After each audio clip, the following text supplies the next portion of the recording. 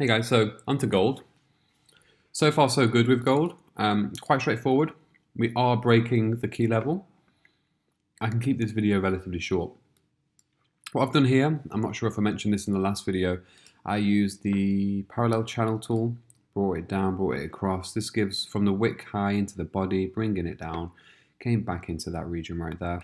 Settings for this, middle, on, background, yeah, channel. And I have a little play around with that, but we've got the third touch into the channel. We were stalling for a while, broke through finally, and look where we are heading. We are heading to the fib. Heading to the fib. Looking at the 4 hourly, wicks to the upside here, signifying that, and here as well.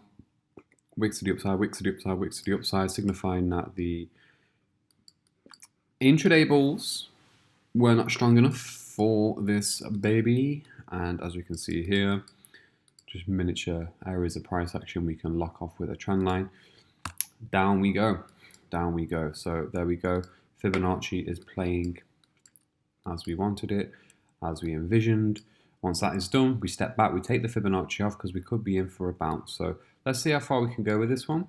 And I'll check back in soon. I'm going to cut this video at 1 minute 30 seconds. So good work, good job.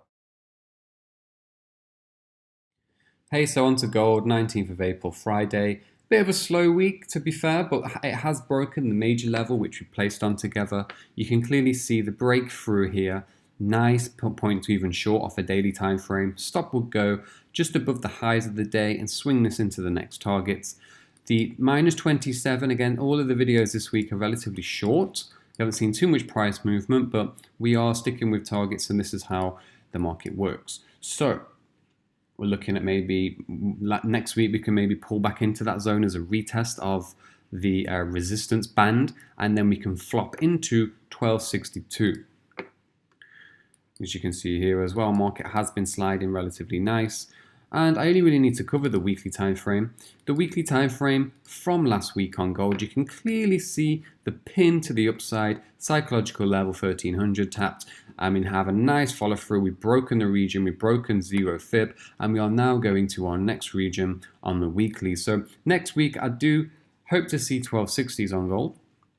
And before that though, maybe on Monday we could have a gentle retest of this region before going short. So here, this is, if we do get the retest and we see it on the daily and the 4 hourly, we can jump into the intraday time frame, mixing up the hourly with the 4 hour, maybe even 30-minute.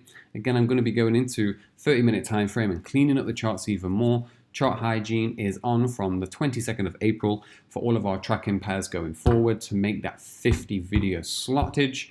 And yeah, it's quite exciting, really. It's quite exciting. A huge success rate so far on all of the videos, and I hope you've gained, well, I know you would have gained a lot of value so far. And yeah, we're just getting started, guys. So maybe a retest into 1280s, then back into the region of 1260s. And if the weekly continues to decline and show weakness, we can go a lot lower as well. But we will cross that bridge when we come to it.